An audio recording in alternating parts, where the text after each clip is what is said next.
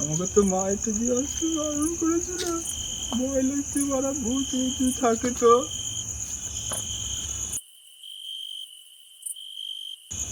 ধরবো মারা।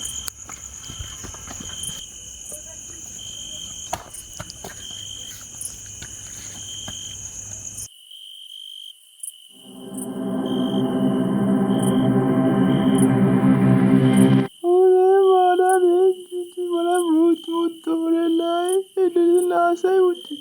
ভগবানের নাম করে বলাই, রাম রাম রাম রাম